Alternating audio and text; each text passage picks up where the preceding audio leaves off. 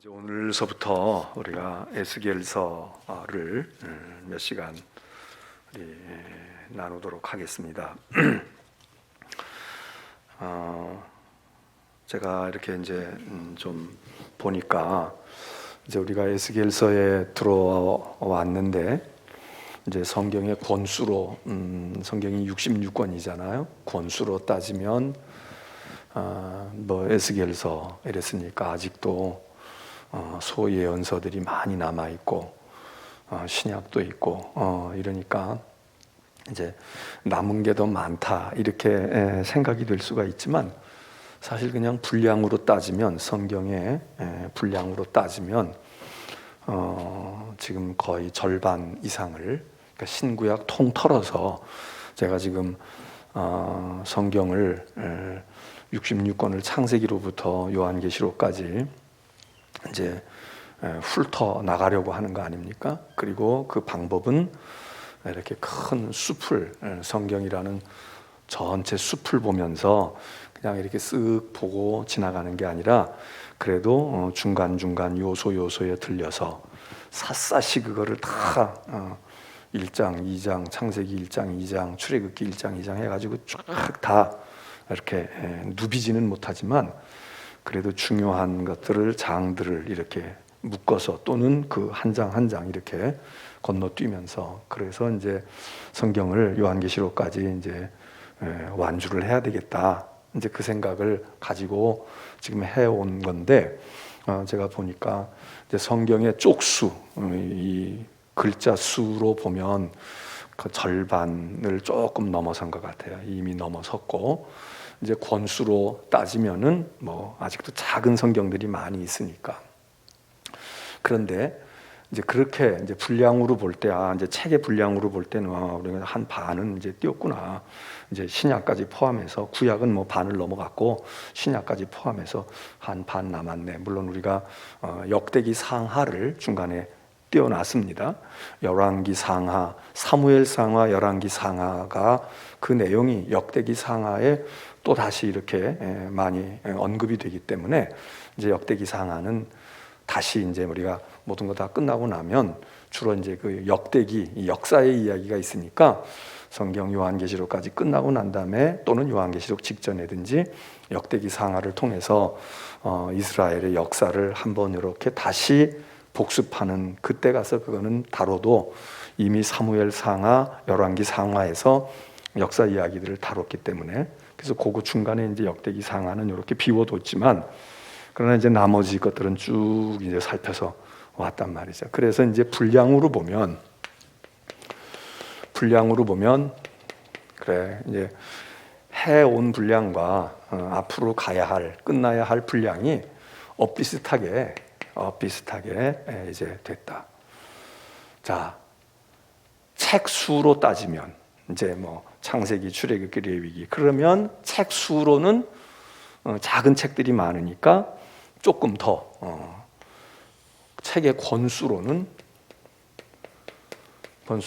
여기가 조금 더 길고 우리가 지금 온 게 좀 적을 수 있지만 여기는 분량이 많은 책들이 있어서 뭐 시편이나 창세기나 예레미야, 이사야 이거 다 큰 책들이기 때문에 그래서 큰 책들을 많이 띄었으니까 근데 어쨌든 책 수로는 여기 작은 책들이 이렇게 있기 때문에 조금 더 남았다. 이제 이렇게 생각할 수 있습니다. 또 하나 시간으로 볼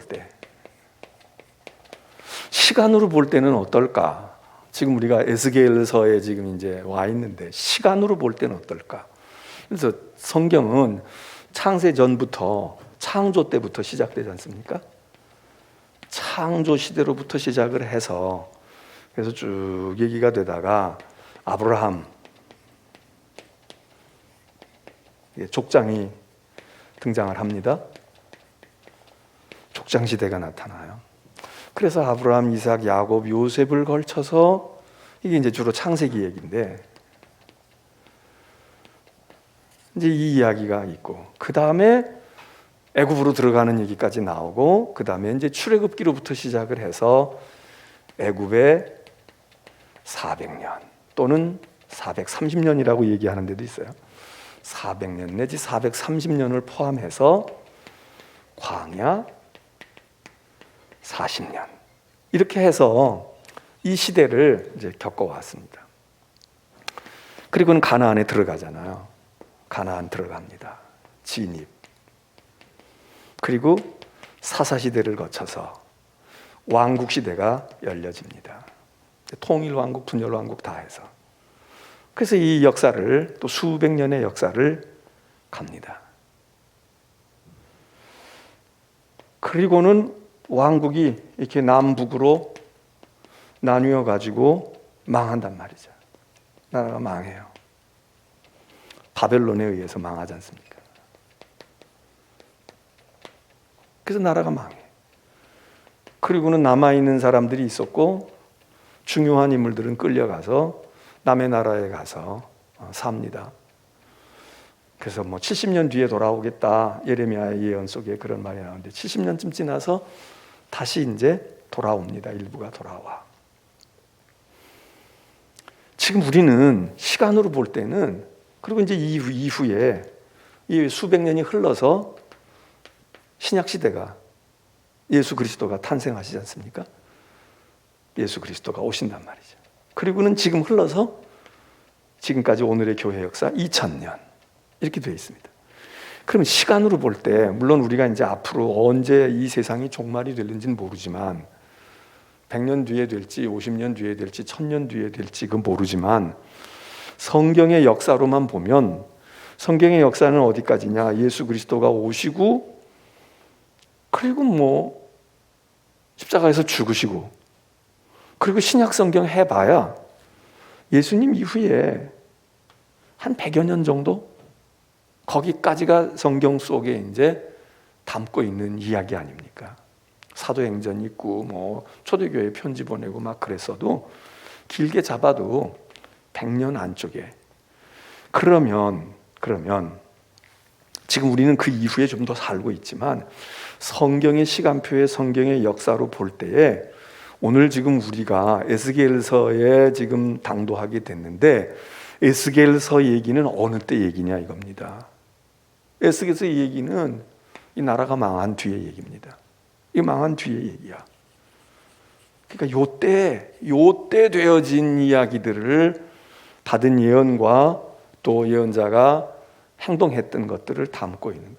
그러니까 지금 시간으로 보면은 성경의 역사 여기 이거 길게 잡아봐야 주전 BC 600년쯤 볼 수 있어요. 그러면 여기 600년 하고 그 다음에 여기 100년 하고 그러면 더해봐야 700년밖에 안 남았어. 여기 이 앞부분은 우리가 이미 벌써 하나님이 무슨 일을 하셨는지 무슨 계획을 하셨는지 이 앞부분의 역사에 있었던 이 역사 요즘에 창조론 얘기하고 이러는 사람들이 얘기하면 역사라는 게 일반 자연과학이나 이렇게 얘기는 수십억 년이 됐다는 얘기고 창조 과학을 얘기하고 창조론을 얘기하는 사람들 말로는 6,000년이야. 보통 그렇게 얘기하잖아요. 6,000년. 그러면 6,000년인데 6,000년 가운데서 지금 현대의 2,000년 빼고 그리고 여기 지금 지금 4,000년이 됐든 5,000년이 됐든 6,000년이 됐든 수천 년의 이야기를 우리가 이제 끝낸 거예요. 성경적으로 볼 때 세상으로 보고 과학으로 보고 세상 역사로 말할 때가 아니라 무슨 원생대가 있고 시생대가 있고 중생대가 있냐 이런 걸로가 아니라 성경의 그냥 얘기로 성경이 하나님이 천지를 창조하셨어. 첫째 날 둘째 날부터 해가지고 지금 에스겔이 와 있는 데까지의 이 수천 년의 이 기나긴 얘기를 우리는 벌써 다 통과하고 온 겁니다.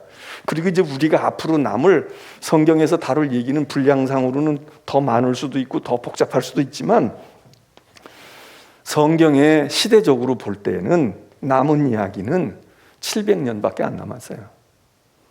그러고는 우리가 이 700년이 지나고 난 다음에 우리가 지금 1800년, 900년, 2000년을 지금 살고 있는 거지만 지금 이제 이렇다 이겁니다. 그러니까 우리가 현재 어디에 와 있는지 지금 어디 얘기를 지금 우리가 하는 건지 이거를 제가 오늘 가만히 조금 전에 생각을 해보니까 성경 얼마를 이제 우리가 보통 그 뭐 옛날 서당에도 그렇고 학교에서도 그렇고 책을 띄면 책거리 한다.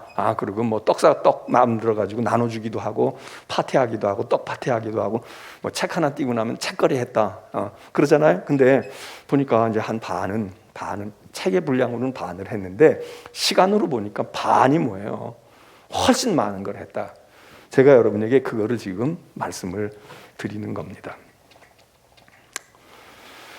근데 이렇게 반을 했는데도 사실 뭐 여러분에게 얼마나 도움이 됐는지는 모르겠어요. 제가 다시 이제 이렇게 창세기로부터 이렇게 얘기할 시간은 없기 때문에 그냥 이제 남아있는 거 하기에도 저거를 다 맞출 수 있을까 그냥 그 생각을 하지만 하여튼 그렇다 하는 말씀을 드리고, 자 그러면 그 다음에 제가 지금 에스겔은 말이죠. 에스겔이라고 하는 성경을 우리가 읽을 때 이 에스겔이 언제 어떤 상황에서 누구를 위해서 쓰여졌느냐 이거를 알아야만 그 책의 내용을 우리가 제대로 그냥 하나님 말씀이니까 믿음으로 받으면 돼. 다 은혜로운 말씀이고 다 1.1핵도 틀림이 없어. 이렇게 그냥 믿어 이게 중요하지만은 그러나 이게 어느 시대에 어느 때에 하나님이 누구에게 주셨는지, 그래서 이제 에스겔, 그러면 에스겔이 가지고 있는 특별한 상황이 있다 이거죠. 지금 얘기한 대로 나라가 망했어요. 그럼 이제 망한 얘기를 해야 돼. 근데 망한 얘기는 이미 벌써 다 많이 했어요. 그리고 이 앞부분에 예레미야 예언서를 이야기할 때에 예레미야 예언자가, 많은 예언자들은 나라가 망하기 전에 10년 전이든 20년 전이든 망한 걸 목격하지는 않는 사람들이 많단 말이에요.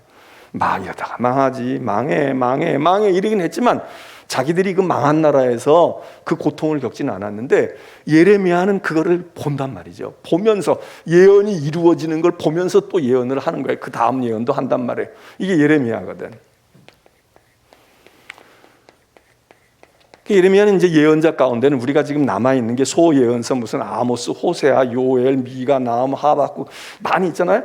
이런 사람들은 성경상으로는 뒷부분에 이 예언서가 있으니까 예레미야가 훨씬 선배인가 보다. 그렇지 않다 이거예요. 시간으로 보면 예레미야가 예언자들 가운데는 막내둥이야, 막내둥이. 그리고 그 앞부분에 호세아, 아모스, 요엘, 미가, 나훔, 하박국 이런 사람들이 앞부분에 있었단 말이에요. 앞부분에. 그러니까 우리는 시간 순서상으로는 이제 망한 거 다 보고 다시 이제 소예언서 들어갈 때는 어떻게 하냐면 망하기 직전으로 다시 거슬러 올라가서 그때 얘기를 또 한번 이제 우리가 살피게 될 겁니다. 근데 예레미야는 그러니까 나라가 망하기 직전에서부터 예언 그 자로 부름을 받아서 나라가 망하는 모습을 보면서 예언을 하는 거잖아요. 그런데 이 예레미야보다 조금 더 뒤늦게 예언 활동을 시작한 사람, 아마 한 세대쯤 차이가 나지 않겠나. 보통 그렇게 한 20, 30년, 한 30여 년 안팎 예레미야하고 나이 차이도 나고 실제로 예언 활동, 예언 사역의 차이가 한 세대쯤 뒤에 나타난 사람이 에스겔입니다. 그러니까 거의 동시대예요. 그러니까 아모스, 호세아는 이 사람들보다 훨씬 앞인 거예요. 그 에스겔이 나타납니다. 예레미야하고 에스겔은 이제 우리가 이렇게 할 때 이제 예언자 이렇게 하게 되면 이사야와 예레미야를 많이 비교를 해요. 이사야, 예레미야. 또 아모스와 호세아를 많이 연관을 지어요. 그래야 이해가 빨라. 아모스를 어떻게 이해하고 호세아를 어떻게 이해하느냐. 그렇게 이해하는 게, 왜냐하면 그 두 사람들이 그 시대도 비슷하고 또는 그러면서도 대조적인 것도 이러기 때문에 비교해서 검토하고 참고해서 검토하면 공부가 더 잘 되잖아요. 더 이해를 잘한단 말이에요. 마찬가지로 예레미야는 또 한 사람과 많이 이렇게 견주어지고 연결이 지어지는데 그 사람이 에스겔입니다. 왜? 시대적으로 거의 비슷해. 또 하나는 예레미야와 에스겔의 공통점이 또 하나 있어요. 그게 뭔가 두 사람이 다 본래는 제사장입니다. 우리가 보통 예언자하고 제사장하고는 이게 조금 결이 달라요. 다 하나님의 종이지만 이게 조금 출신 성분이 다르고 결이 다르다고. 그러니까 제사장들은 어떻게 보면 기득권에, 그러니까 좀 우리로 요즘으로 말하면 보수적인 기질이 있는 거예요. 기득권을 누리고 있어. 자기들이 안정된 체제 속에 아버지가 제사장이면 아들도 제사장 세습이 되잖아요. 이어간단 말이에요. 근데 예언자는 그렇지가 않아요. 아버지가 예언자라고 아들이 이사야가 예언자니까 아들이 예언자다 이런 거 있습니까? 우린 몰라. 이사야의 아들이 또 예언자가 됐는지 안 됐는지 우린 관심도 없고 그 성경이 그건 얘기도 안 해요. 그리고 뭐 거의 아니야. 그냥 그 한 대로 끝나. 예레미야는 결혼을 하지 않은 것 같아요. 우리가 끝날 때까지 예레미야가 무슨 아내 얘기를 하거나 이런 게 없어요. 그러니까 예레미야는 더구나 자식도 없어. 예언자들은 이게 조금 약간은 반항적인 기질이 있는 거예요. 약간은 좀 뭘 개혁하려고 하고 뜯어 고치려고 하고 도전하고 이러는 게 있어.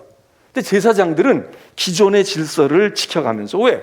왕이 있고 제사장의 전통이 있으니까 그걸 이렇게 지켜가려고 하는 그런 마음이 있습니다. 그래서 예언자와 제사장은 대개 이렇게 견제와 균형을 이루어요. 세상을 다스리는 왕들이 있어요. 여기 귀족들이 있어. 이 사람들을 견제하는 게 누구냐? 이게 정치잖아요. 이게 종교예요, 종교. 그런데 이 종교에는 이게 제사장 그룹이 대표적인 거지. 그래서 어떤 점에서는 왕과 제사장이 이게 견제를 하고 무언가를 균형을 잡아가. 옛날에는 더 옛날에는 이게 같이 했죠. 왕이 제사장이고 제사장이 왕이야. 왕이 신이고 신이 왕이야. 이렇게 되잖아요. 거의 신까지 이게 하나가 돼. 그러다가 신을 약간 떼어버리고 왕이 재정일치가 돼가지고 신에게 제사를 드려도 왕이 제사를 드린단 말이죠. 왕이 제사장인 거예요. 왕이 종교적인 우두머리가 되는 겁니다. 그랬는데 이게 더 발전하면서 인간이 발달하고 사회가 발달하면서 이걸 딱 나누게 되잖아요. 그래서 정치와 종교는 분리된다. 근데 옛날에는 재정일치란 말이에요. 제사와 종교가 일치야. 제사와 종교가 일치해요. 그런데 이게 분리가 되는데, 이렇게 분리가 돼서 그래서 제사장이 그런 역할을 하지만, 체질적으로 제사장은 이게 왕하고 가까울 수밖에 없어요.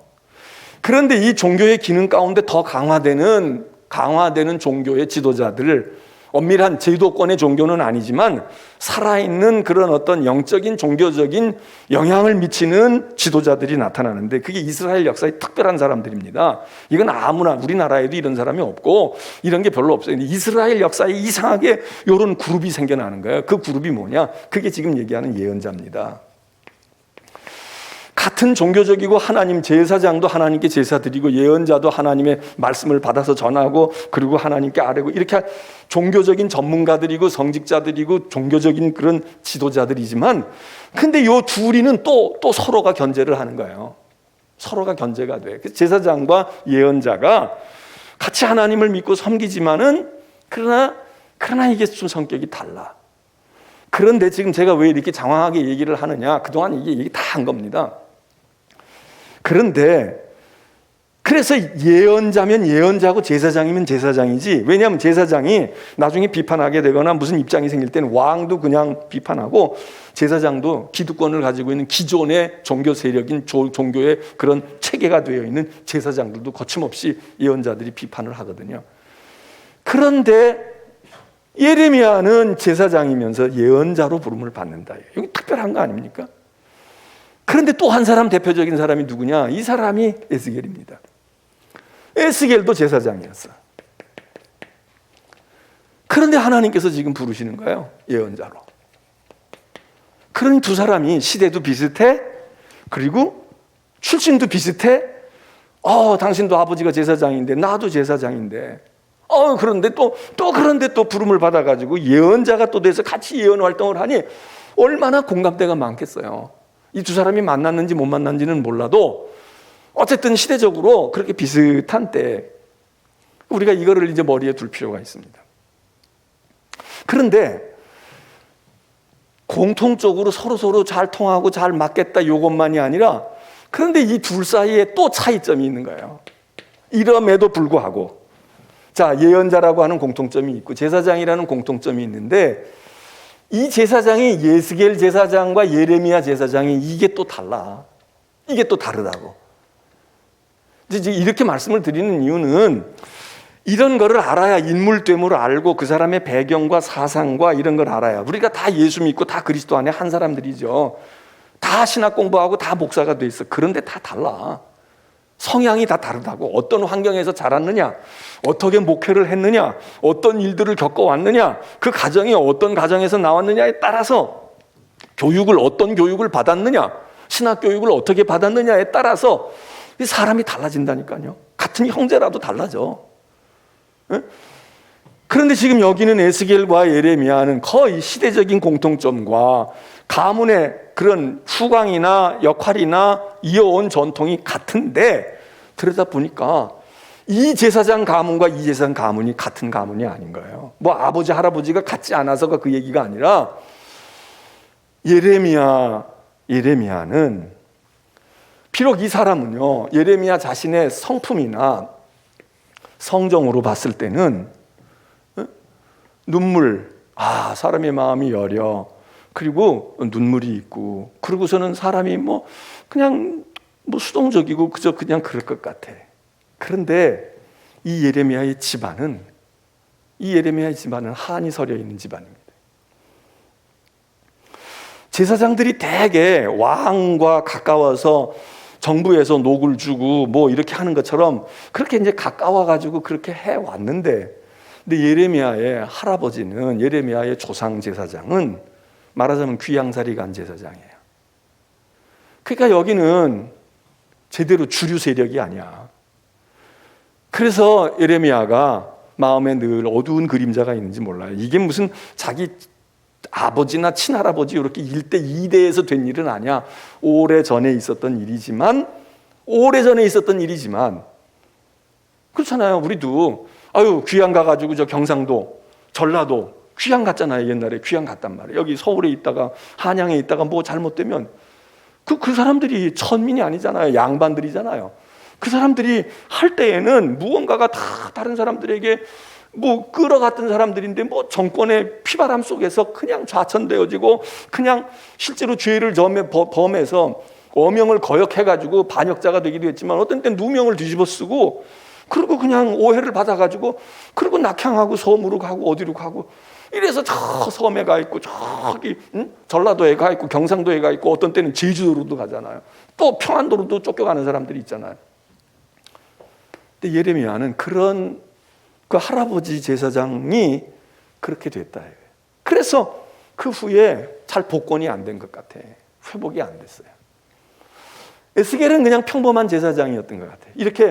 이렇게 요주의 인물로 쫓겨나거나 이러지 않았던 것 같아. 그러니까 이게 같은 제사장이라도 다른 겁니다. 같은 제사장이라도 달라.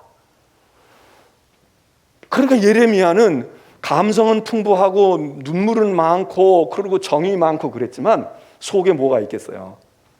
속에 저항의식이 있을 수 있어.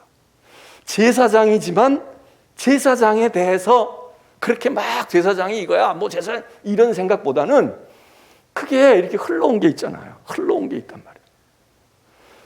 그거에 비해서 에스겔은 제사장의 그 정통한 가문 속에서 가지고 있었던 것을 가진 것 같아.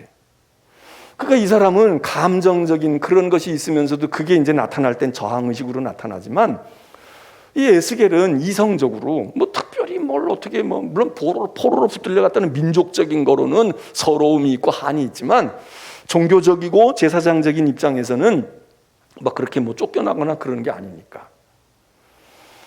이제 우리가 추정을 해볼 때 그런 겁니다. 그래서 에스겔은 막 울고 그러는 일이 많지가 않아요. 근데 예레미야는 본래 태생도 그렇고 이 체질도 그렇고 성격도 그래서 그렇겠지만, 이 예레미야는 많이 울었잖아요. 민족적인 것 때문에도 많이 울고. 그러니까 뭐가 한이 서려 있는데 그게 자기 한일 수도 있지만 조상 가문 대대로 내려온 거. 우리 민족도 그렇잖아요. 우리 가운데도 성향이 밝은 사람도 있고 좀 이렇게 조신한 사람도 있지만, 대체적으로 우리 한민족이, 우리 대한민국 백성이 뭡니까? 한이 많다는 거냐. 한. 그래서 우리는 한 많은 세상, 한이 많아, 한이 맺혀서 그렇지 이런 얘기 하지만, 이 말을 영어나 외국어로 번역할 때는 이거를 어떻게 번역을 해? 우리는 그럼 아이고 한이 많아서 그래, 한이 많아서 다 스트레스도 있고 그게 다 이렇게 이러면 우리는 다 이해가 돼요. 이게 뭔지를 알아. 그런데 이거를 외국 사람에게 설명하려고 그러면 복잡해지는 거야. 그게 슬픈 거냐? 그게 억울한 거냐? 그게 분심이냐? 그게 뭐야? 보복하려고 하는 마음이야? 이 서류, 그래서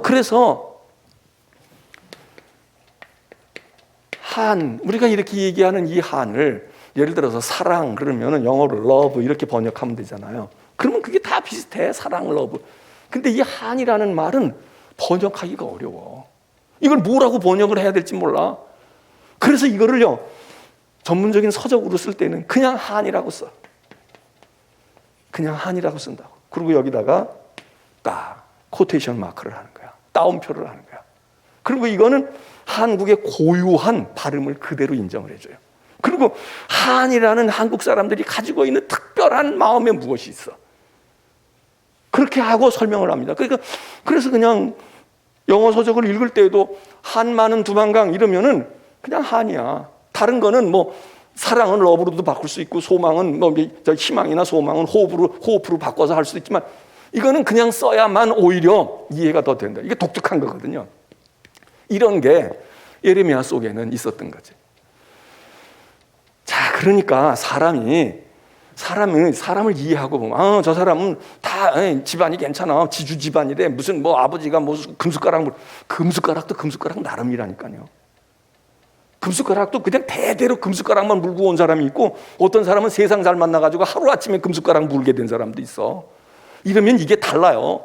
같은 지금 뭐 재벌이나 뭐다 이래도요, 거기 들어가가지고 너도 회사 몇 개 있고 너도 회장 아들이고 그러니까 같이 견주는 것 같지만 그 속에도 전통적으로 가지고 우리는 할아버지 대대로 우리는 이렇게 온 사람들이 있고 어쩌다가 부동산 해가지고 또 뭐 하나 해가지고 확 터져가지고 된 부자들, 이게 급수가 같지가 않다고. 자기네들끼리 안에는 주류 비주류를 다 나눠놔요. 다 나눠놓는다고. 응? 다 우리 사회는 특별히 그게 아주 예민하고 세민하잖아. 우리가 다 하나하나 한민족이고 한문하고 한 언어 쓰고 겉으로 보면 우리처럼 하나가 없어. 근데 우리를 살금살금 알기 시작하면 도대체 이 조그만 나라에, 인구도 많지 않은 이 나라에 얼마나 갈래가 많아요. 얼마나 갈래가 많냐고. 여러 가지 갈래가 있습니다. 거기에 주류들이 다 있는 거야. 주류. 장사하는 주류가 있고. 여러분 종교계는 안 그런 줄 알아요? 종교계도 마찬가지야. 교회도 마찬가지야. 우리 감리교회도 주류가 있어. 비주류가 있고. 예? 그게 뭐예요? 흘러오는 무엇이 있는 거야. 그래서 우리가 이거를 이해할 필요가 있어요. 그래서 에스겔과 예레미야는 여러 가지로 우리가 서로 공통점도 있고 상이점도 있어요. 그게 이제 이 예언의 활동 속에서도 나타나는 걸 보게 돼요. 그래서 근데 이제 뭐 시간이 많이 지나서 근데 이게 왜 이렇게 됐느냐? 이게 역사적으로 중요한 거니까 우리가 다 이미 얘기를 해왔어요. 제사장은 이렇게 대대로 올라가면서 아버지, 할아버지 제사장에서 제사장 되는 거 아니에요? 투표해가지고 되는 거 아니고 신학 공부했다고 되는 게 아니잖아요. 그리고 예레미야도 제사장인 거 보면은 이 조상이 제사장이었던 거지. 에스겔도 제사장인 거 보면 이 조상이 제사장인 거죠. 근데 제사장이 쭉 있는데 한참 뒤에 올라가면은 이 예레미야의 할아버지 계열하고 여기 에스겔의 계열이 같은 시대에 제사장을 같이 한 것으로 추정이 돼요. 그게 누구 때냐? 다윗 왕 때야. 이래서 이 역사는 우리가 알고 있고 그거를 이렇게 뿌리를 이렇게 기억하고 있는 게 중요합니다.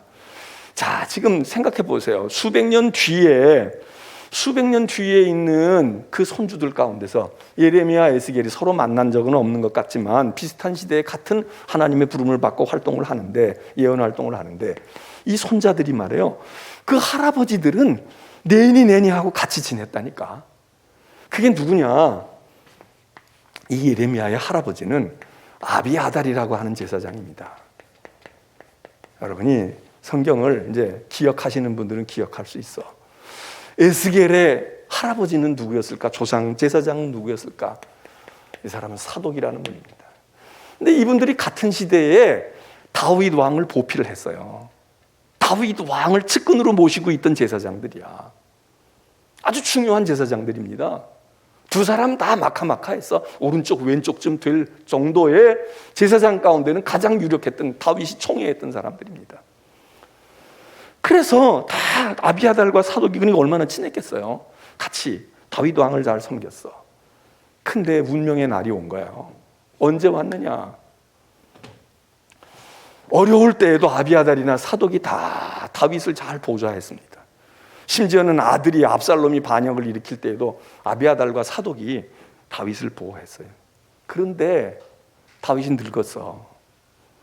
이제 나이가 먹었다고. 요즘으로 말하면 레임덕에 걸린 거야. 그럼 무슨 문제가 생겼어요? 후계자 문제가 생기는 거야. 누구를 후계자로 할까? 근데 아들이 하나만 있으면 문제가 없는데 다윗이 아들을 많이 낳았잖아요. 그러니까 이제 왕자들을 놓고 계열이 생긴 거야. 계파가. 다윗이 건재할 때는 뭐 다윗만 바라다보고 있으면 돼. 근데 다윗이 이제 은퇴할 때가 되고 나이가 먹고 말이에요. 물러서야 할 때가 됐어. 그러니까 어떤 일이 생깁니까? 누구를 다윗의 후임으로 세울 거냐? 여기 말이에요. 이 다윗의 왕국을 이게 얼마나 중요한 일입니까? 오늘날 나라만 그래요? 지금 우리나라도 이제 대통령 선거 얼마 안 남았지만 여당 야당만 다투겠어요? 여당 야당만 다투잖아. 여당 안에서도 지금 다 누가 어떻게 해야 될까? 어느 사람을 뽑아야 어떻게 될까? 지금 지금 우선순위 무슨 여론 지지 어쩌고 하지만 저게 1년 몇 개월 동안에 어떻게 뒤집어지고 어떤 사람이 튀어나올지 우리가 몰라요. 지금 몰라. 그 안에도 지금 막 서로 이합집산을 해.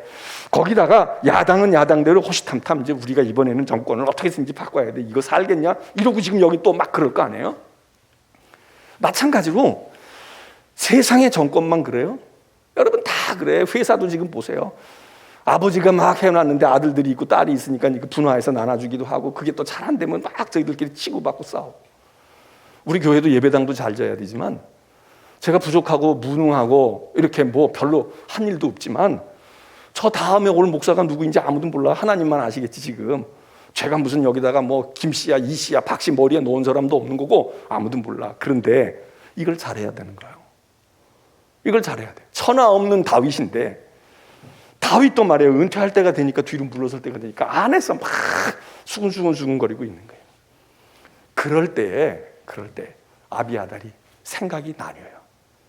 아비아달은 누구를 생각하냐? 그래도 무슨 소리야. 나이도 좀 있고 말이지. 그래도 경험도 있고 철도 좀 났어야지. 이러고 왕자 하나를 생각을 합니다. 사독은 솔로몬을 생각하는 거예요. 솔로몬 생각하는 거예요. 나이가 제일 어리잖아요. 이게 어린 아이잖아. 나중에 뒤늦게 이게 낳은 아이니까. 다윗은 마음속에 누구를 놓습니까? 솔로몬을 두고 있는 거야. 그러니까 위에 있는 형들이 이게 편하겠어요? 이게 편치 않다고. 벌써 이미 그 전에 한참 전에 압살롬이라는 이 아들이 출중하고 잘난 아들이 아버지가 시퍼렇게 살아있는데도 아버지 치받고 아버지를 그냥 제거해버리고 자기가 왕이 되려고 하다가 비참한 말로를 맞잖아요. 비참하게 죽잖아요. 그냥 제거된다고. 다윗이 제거하는 게 아니라 하나님이 제거해버리셔. 그게 다윗도 마음에 한이 맺히고 아들을 마음에 묻고 왕을 더 이어가니까 얼마나 그랬겠어. 이 비극적인 일이 있었는데 이제는 진짜 때가 된 거야. 다윗이 물러날 때가 된 거야. 그래서 암투가 벌어집니다. 아비아달은 그때 다윗 왕을 잘 보필해온 아비아달이 생각을 달리합니다. 아니야, 이거는 왕이 어떻든 간에 뭐가 어떻든 이렇게 바라다 볼 때 이거 그렇지 않아. 그래도 경험도 있고 나이도 있고 그런 왕자가 해야지. 거기 가담을 합니다. 성공합니까? 실패해요. 발각이 돼가지고 다 어려움을 겪고 거기 가담한 사람들, 그건 반란 분자들이니까 다 내칩니다. 아비아달 나만 하겠어요? 근데 아비아달이 이게 정치하는 사람도 아니고 제사장이니까, 그리고 평생에 다윗 왕을 많이 도왔잖아요. 그러니까 솔로몬이 왕이 되자마자 요즘으로 말하면 적폐청산한 거야. 솔로몬이 왕으로 들어올 때, 왕이 될 때 아주 긴박했습니다. 성경 우리가 다 알잖아요. 성경 읽어봐서 다 알아. 그때 무슨 일이 일어나는지 다 알아. 막 긴박하게 돌아갑니다. 막 바세바, 솔로몬의 엄마 바세바는 바세바대로 막 바짝 긴장하고, 그래서 이 사독이라는 제사장을 붙들고 참모들을 붙들고 긴박하게 다윗 왕이 더 기력이 쇠하여지기 전에 다윗의 신임을 얻으려고 다윗 왕에게 얘기하니까 다윗이 오케이 했단 말이에요. 그래가지고 나팔 불고 그냥 단숨에, 물론 예상은 어느 정도 했겠지만 솔로몬이 왕으로 즉위되어지는 건 아주 긴박했습니다. 아차 순간이면 다른 아들에게로 넘어가니까. 그래서 솔로몬이 즉위를 했잖아요.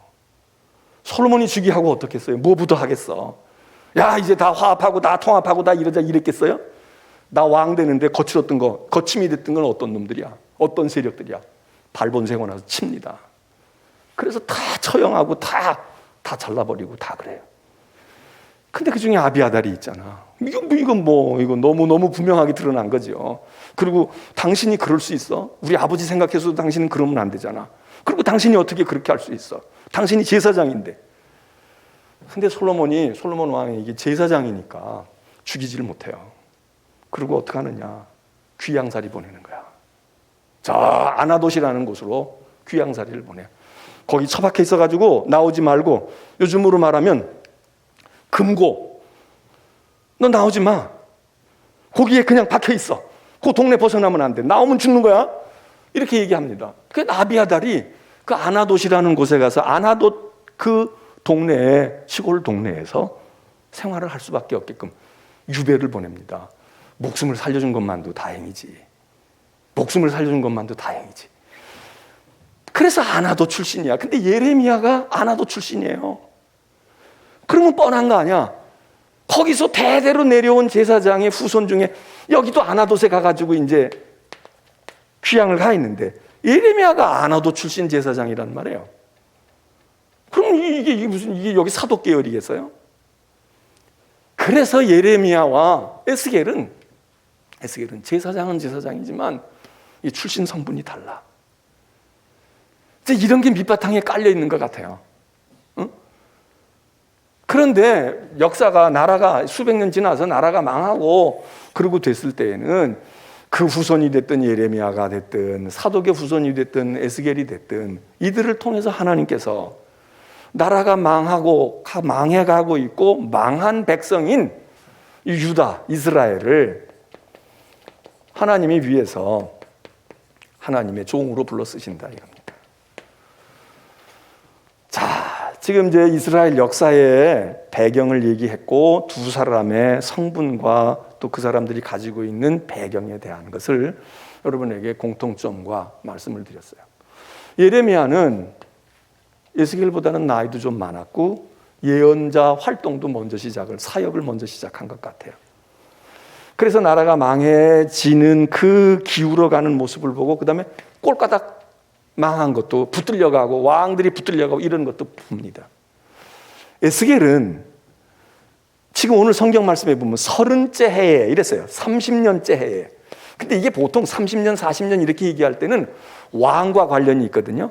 왕이 즉위해서 30년이 됐다든지 왕이 뭘 어떻게 해서 15년이 됐다든지 이런데 이 30년은 그런 얘기가 상관이 그런 게 없어. 그냥 다짜고짜로 여기 뭐라고 얘기해 1절에 30째 해 넷째 달 초닷새에 내가 그발 강가에서 사로잡힌 자 중에 있다. 사로잡힌 게 뭐예요? 포로로 이미 붙들려 가 있어.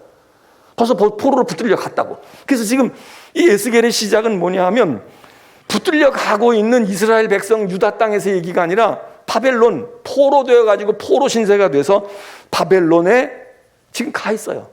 그리고 그발강가라는 바벨론의 그발강가, 요단강이 아니야. 그발강가에서 있었어요.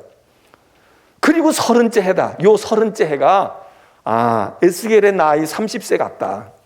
그렇게 생각을 해요. 그러니까 나이 30살에 지금 하나님의 부르심을 이방 땅 노예의 신분에서 그발강가에서 하나님께서 환상을 보여주고 하나님께서 부르시는 경험을 하면서 하나님의 모습이 보여지면서 에스겔이 이제 예언자로서 시작을 하게 되어지는 그런 모습입니다. 그런데 그게 사실은 에스겔에게 있어서는 30째 해지만 2절에 보면 이제 그래서 쓰는 거예요. 여호야긴 왕이 사로잡힌 지 5년 그달 초닷새라. 여호야긴 왕이 바벨론에 붙들려 온 지는 5년째 되는 해예요. 그러면 이제 요거를 통해서 여호야긴 왕이 즉위한 지 5년이 됐어? 이제 이거를 가지고 우리는 이게 역사에서 이게 몇 년도쯤 되겠구나. 이거를 우리가 추정을 하게 됩니다. 자, 지금 그러니까 예레미야, 에스겔은 이미 나라가 다 망한 거예요. 물론 에스겔도 나라가 망하기 전에도 살아 있었지. 망한 나라에 가서 태어난 사람은 아니에요. 왜냐하면 에스겔도 유다에 살고 있다가 붙들려 갔거든. 그 포로로 있다가 거기서 태어난 거기 태어난 2세가 아니라고. 이 에스겔도 언젠가 포로로 붙들려 갔어요. 그럼 에스겔은 언제 포로로 붙들려 갔을까? 사람들이 이제 그 생각을 하게 돼요. 자, 그런데 이제 우리가 흔히 생각할 때, 제가 여러 차례 말씀을 드렸지만 다시 좀 정리를 우리가 해볼 필요가 있어요. 우리는 이스라엘이 망했다 그러면 망하고 난 다음에 그래 망해가지고 그때 이제 왕이고 백성들이고 양반들이고 뭐 귀족들이고 다 붙들려 간다 이렇게 생각을 해요. 그런데 그때 한 번 완전히 망하고 붙들려 간 게 아니라 망하기 전에도 이스라엘, 예루살렘, 유다, 예루살렘을 괴롭혔던 바벨론의 왕은 느부갓네살이거든요. 이 느부갓네살이라는 사람이, 느부갓네살이라는 이 왕이 말이에요, 한 번 예루살렘에 쳐들어와가지고 그냥 사그리 다 망가뜨린 게 아니야. 이 사람이 적어도 20여 년 가까이, 맨 처음에 올 땐 예루살렘에 와가지고 공격하고 포위할 때 그때로부터 20년을 두고 호시탐탐 그냥 심심하면 와서 건드리는 것처럼 그렇게 그러니까 와가지고 예루살렘을 포위해가지고는 한 번에 무너뜨리고 완전히 망가뜨리지는 않았어요. 그냥 혼만 내는 거야. 겁만 주고 재산 뺏어가고 자기 마음에 안 드는 사람 뽑아가고 그리고 괴뢰 정부 세우고 이러고서는 이거를 마치 사냥한 사자가 말이에요, 자기가 그냥 금방 팍 물어서 죽이고 그냥 먹어버리고 그냥 끝내버릴 수도 있어. 손 털 수도 있어. 근데 그거를 새끼 사자에게 준단 말이에요. 그리고 어미가 잡아다 놓고는 딱 보고 있어. 그럼 새끼 놈들이 막 이리 치고 지 엄마 흉내 내가지고 물어뜯기도 하고 발로 핥히기도 하고 이러면 이게 지금 잡혀온 양이나 이게 더 빠를 수 있으니까 도망가. 살 것 같아. 뭐 어린 사자 새끼는 어린 것들이니까. 그러면 또 예미가 가가지고 또 탁 잡아다가 걔네들 앞에다가 주워. 결국은 죽잖아요. 이게 지금 예루살렘이 한 번에 그러지를 않아. 그리고 돌아올 때에도 그냥 고레스 대왕이 그래서 바벨론이 망하고 그래가지고 이거 바벨론 왕이고요. 나중에 이 느부갓네살이 이룩한 바벨론이 망하잖아요. 그게 이제 고레스라고 하는 페르시아의 왕이 이 바벨론을 무너뜨리고 그리고서는 이제 여기서 붙들려 왔던 포로됐던 하나님의 백성 유다, 이스라엘을 돌려보내잖아요. 해방시키잖아. 그럼 우리는 여기 그냥 그러면 그때 그냥 그래가지고 다 돌아왔나 보다. 이렇지 않다 이거예요. 여기 적어도 한 3번에 걸쳐서 뭐 그 사이에 개인적으로 돌아오고 몇몇 사람 돌아온 것 말고 무더기로 정책적으로 돌아온 게 적어도 3번은 있었다는 거야. 3번. 예? 3번은 있었다는 거예요. 그러니까 우리는 이거를 그냥 한 번에 돌아온 걸로 많이 생각을 해요. 그래서 그때 돌아올 때 그때 말이지 우리가 꿈꾸는 것 같았어 뭐 이러고 얘기하지만 크게 3번에 걸쳐서 돌아와요. 이때 제일 많이 돌아오지. 스룹바벨이라고 하는 총독이 임명을 받아가지고 스룹바벨이라는 사람이 대제사장 여호수아, 예수아라고 하는 사람과 지도자가 돼가지고 이때 돌아옵니다. 그리고 2차로 또 돌아와요. 3차로 돌아와. 여기 2차로 돌아올 때, 여기 돌아올 때 지도자들이 다 달라. 그런데 나라가 망할 때도요, 한 번에 망하지 않았어. 완전히 망한 것은 한 번 있지만 그 전에.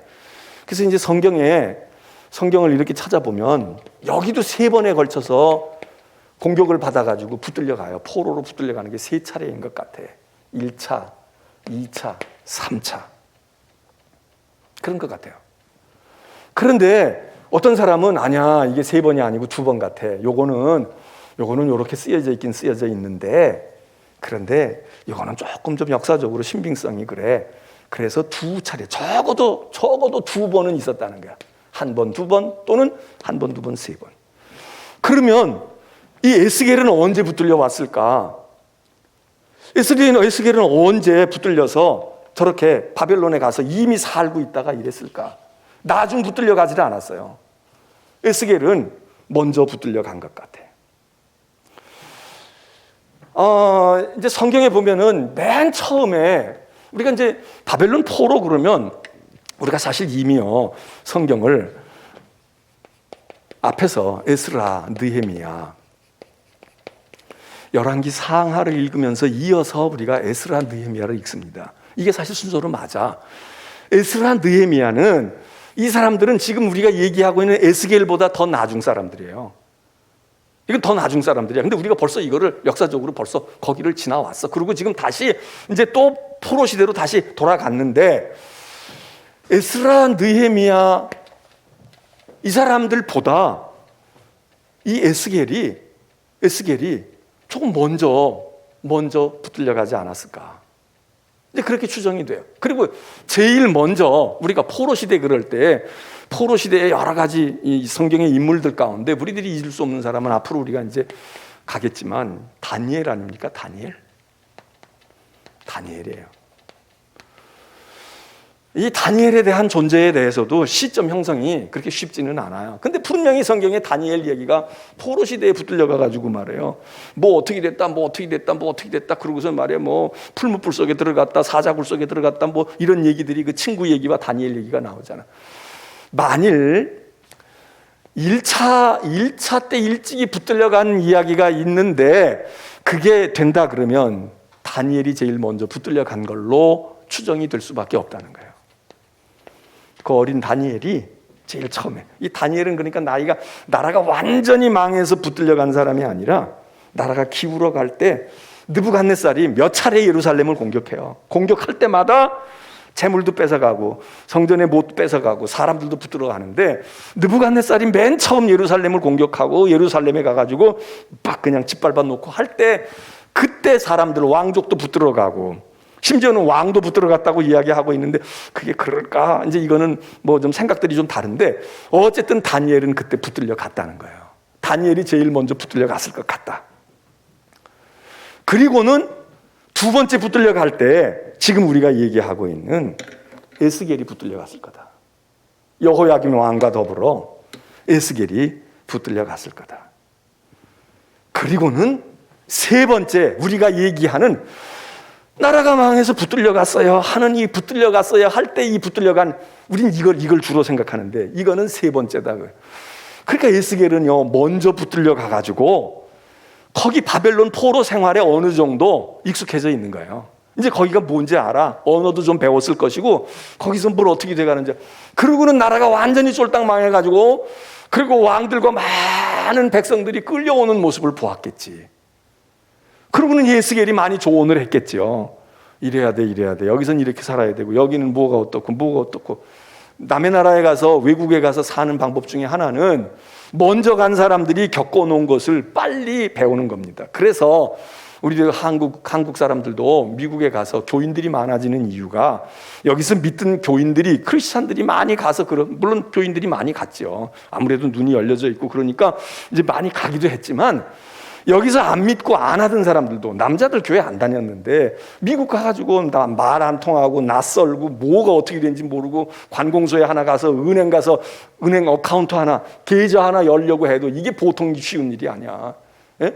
제일 먼저 시작되어지는 건 은행 계좌가 있어야 되거든. 은행 계좌가 없으면 어카운트가 없으면 아무것도 할 수가 없어.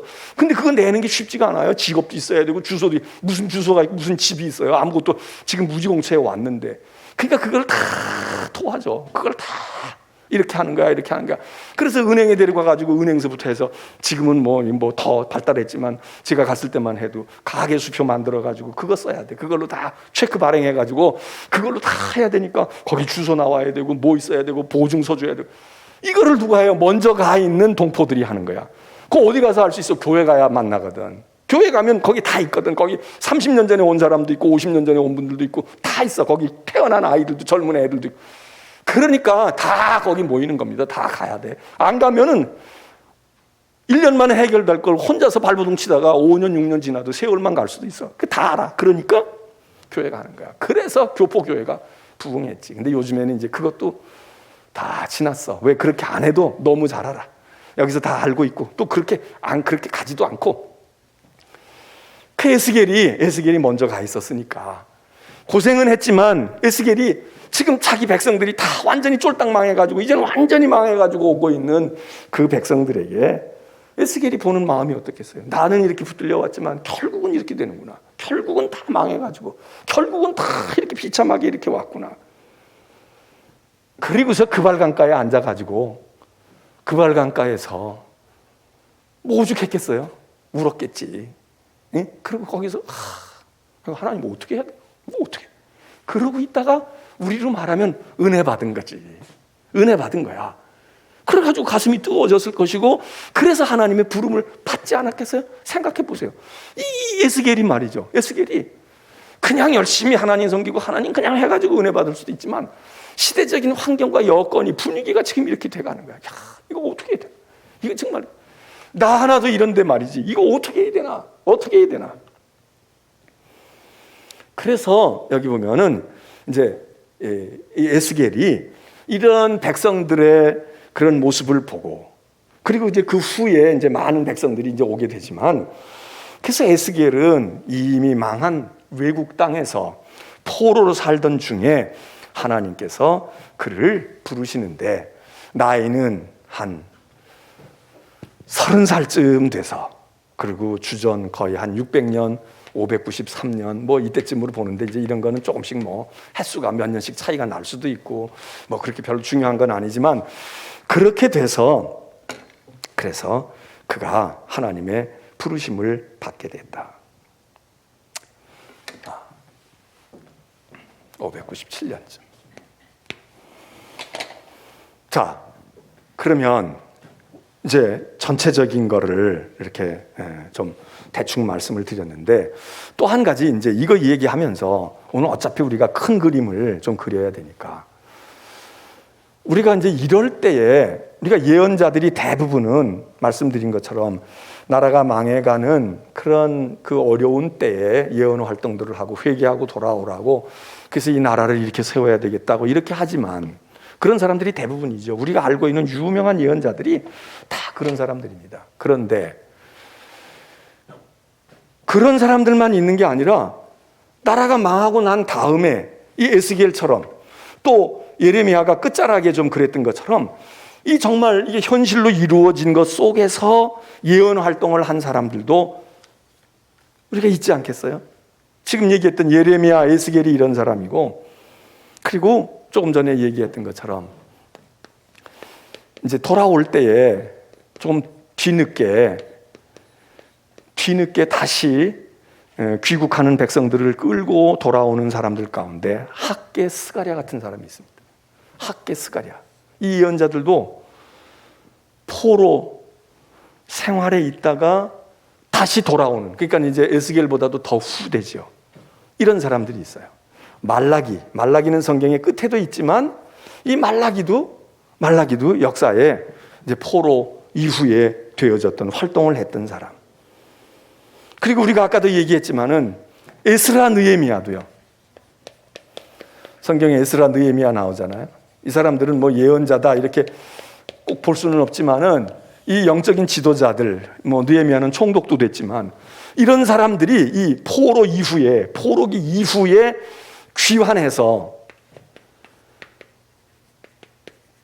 귀국해서 활동한 예언자들 또는 영적인 종교적인 신앙적인 지도자들이다. 그 우리가 이렇게 이제 이런 사람들을 성경 속에서 볼 때 학개 스가랴도 그냥 아모스 호세아하고 비슷한가 이렇게 생각하면 안 되고 이 시대가 완전히 달라요, 이 사람들은. 그리고 여기에서 우리가 이제 잊지 말아야 될 사람이 있는데 성경에서 딱 뚜렷이 나타나지는 않지만 우리가 이미 이사야를 공부할 때 이사야 예언서를 이야기할 때 얘기했어요. 이사야 선지자는 우리가 알고 있는 이사야서가 한 사람의 글이 아닌 것 같다. 이건 많은 사람들이 지금 공감을 하고 동의를 하는 거예요.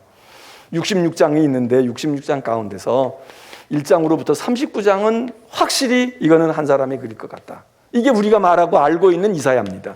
우리가 얘기하는 예언자의 왕 이사야가 이 사람이에요. 우시야 왕이 죽던 해에 청년 이사야가 성전에 있다가 하나님의 환상을 보고 보호자의 환상을 보고 나를 보내소서 그러고 나온 이사야. 그런데 40장부터 66장 또 이걸 조금 더 나누어 가지고 여기 두 사람이 더 있을 것 같아. 이렇게 볼 수도 있는데, 하여튼 여기 요 부분에 해당되어지는 이 예언자는 이름도 몰라요. 근데 이사야 속에 이 글이 들어가 있어. 완전히 이 글하고 이 글하고는 시대가 달라. 그런데 이 글은 누가 몰라. 누군지는 모르는데 사람들이 편의상 이렇게 이름을 붙여요. 제2 이사야. 이 사람이 실제 이름은 몰라. 그런데 제2 이사야. 이게 진짜 이사야고 두 번째 이사야. 누군지 몰라. 근데 제2 이사야를 부르자. 이 사람이 바로 이 시대, 포로 시대의 예언자입니다. 여기 이사야는 그 전에, 나라가 망하기 직전에 있었던, 그래도 훨씬 전에 있었던 예언자고, 여기 이 두 사람은 사실 시간적으로 공백이 좀 있지요. 거리가 있어.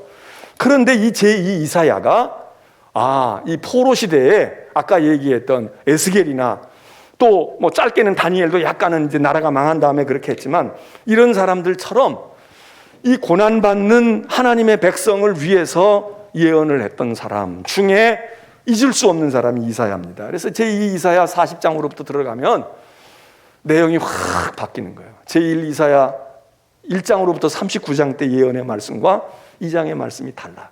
그런데 에스겔에게서 말이죠. 이 얘기만 하고 이제 마쳐야 되는데, 에스겔서를 읽어보게 되면 세 파트로 나누어져요. 소명, 하나님께서 이사야를 부르시는 소명, 하나님의 부르심, 너 이렇게 됐다. 뭐가 어떻게, 너 뭐 환상도 보고 뭐가 많아요. 그게 이제 하나님이 부르시는 이야기가 주된 내용이 큰 하나가 있습니다. 그리고는 또 하나의 내용이 뭐냐? 이제 예언이에요. 에스겔의 예언이야. 예언인데, 예언의 첫 번째 파트가 있고 예언의 두 번째 파트가 있어요. 이 첫 번째 파트는 뭐냐? 이 첫 번째 파트는 앞선 선배 예언자들이 얘기한 것처럼 회개를 촉구해요. 너희들 안 돼. 그리고 뭐 멸망해. 그러다가 망한다고 하나님이 심판하시는 거야. 그 예언을 합니다. 그런데 두 번째 파트에 가서는 어떻게 되느냐? 이미 망했어. 이제는 시기가 여기가 아니야. 이제는 끝났어. 상황이 끝났어. 그래가지고 포로로 줄줄이 붙들려 오는. 그래서 이제 나라는 다 없어지고 백성들은 다 노예가 되고 포로민이 됐어요. 그런 사람들을 향해서 에스겔이 예언을 해요. 그러니까 이 예언은 예루살렘 멸망 전의 예언 설교와 여기 멸망 후 예언이 달라요. 어떻게 다르겠어요? 여기서는 막 경고하고 야단치고 회개해, 정신 차려, 야 임마 너 그러다 살겠어, 너희들 그러다. 근데 이거는 이제 다 망했거든. 다 끝났어요. 그러니까 어떻게 되겠어요? 이때부터는 위로하여, 감싸주고, 힘내, 용기를 내라고. 감옥에 들어가기 전까지는 정신 차려, 너 그러다가 붙들려가, 너 그러다가 이제 큰일 나, 너 그렇게 하면 안 돼. 이래 뺨도 치고 말이야. 너 이거 계속 술 먹고 그럴 거야? 너 계속 그럴 거야? 그리고 막 야단도 치고 싸움도 해요. 근데 붙들려 갔어. 감옥에 들어가 앉았다고. 그러면 어떻게 해야 되겠어요? 그럼 여기서 속에서 막 나오지. 내가 뭐라 그랬어? 싸지 넌. 넌 그래 싸. 넌 그렇게 될 줄 알았어. 내가 뭐라 그랬니? 내가 그래서 눈물 나지 않게 하라고 했잖아. 그렇게 하면 무슨 소용이 있어요? 남 같으면 그렇게 해. 근데 내 자식 같으면 그렇게 합니까? 내 자식이면 그렇게 못해. 다 결정이 나고 들어가 앉은 다음에는 별 수 없어. 희망을 가져. 몸 건강히 해라. 엄마도 굳건하게 살 테니까. 속상하고 힘들지만 너 거기서 살아나와야 돼. 할 수 있어. 다시 기회가 올 거야. 넌 본래 그렇게 약한 사람이 아니야. 어떻게 하다 보니 실수했지. 너 얼마든지 새롭게 될 수 있어. 용기 내자. 다음번에 또 만나. 여러분 이러지 않겠어요? 그래서 에스겔 내용이 후반부에 가면 그런 거야. 일으켜 세우고 감싸주고 희망을 심어주고 괜찮아 조금만 기다려. 그러니까 우리가 막 지치고 힘들 때는 성경 읽을 때 이 앞부분을 읽으면 어떻게 되겠어요? 물론 읽으면서 회개를 해야지. 그렇게 읽는 건 좋지만 나도 지금 힘들고 막 낙심이 되고 막 절망이 되고 어떻게 해야 될지 모르는데 그냥 하나님이 막 심판하고 너희 놈들 말이야. 너희 그렇게만 해봐. 내가 가만 안 둘 거야. 이런 거 읽으면은 얼마나 이거 막 그러겠어. 그런데 후반부로 읽는 거야. 조금만 기다려. 70년만 참으면 돼. 이제 갈 거야. 다시는 하나님께서 너희를 그렇게 안 할 거야. 됐어 거의 다 왔거든. 조금만 견뎌. 희망을 불어넣어준다 이거예요. 같은 예언서지만 이게 왜 다르냐? 이런 시간적인 차이와 그 환경의 차이, 이런 것들이 있다. 오늘 우리는 어떤 게 더 필요할까요? 물론 이거 있어야 됩니다. 질타를 받고 야단 맞고 그래야 돼요. 근데 이미 끝난 걸 어떡하냐고. 이제 벌 받고 있는데 벌 받는 거 싸지. 이렇게만 자꾸 얘기하면 어떻게 해요? 벌 받고 이제 됐어. 넌 이제 값을 치르고 있잖아. 이제 다시 올 거야.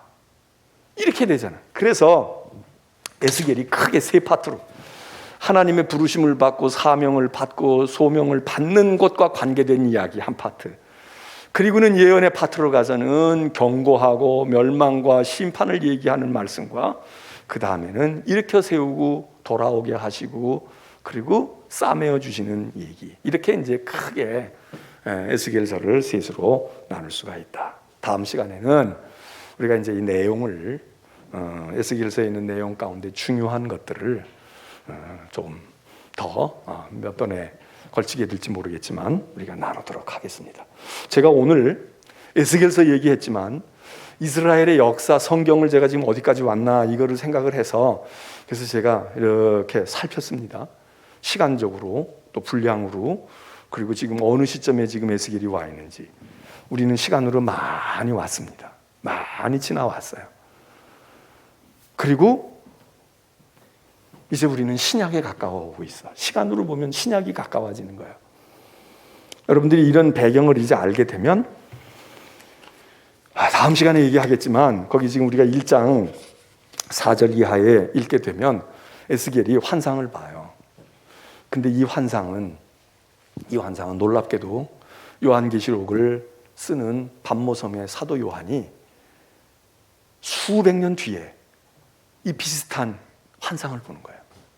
그 요한계시록에 이 비슷한 게 나타납니다. 그래서 에스겔, 다니엘, 요한계시록 공통점이 뭘까요? 절망이야, 좌절이야, 희망이 없어. 요한계시록도 반모섬에 지금 붙들려서 유배돼서 들어가 있잖아요. 나라는 망하고 거기다가 나라만 망한 게 아니라 영적으로 핍박과 박해가 막 들이오잖아.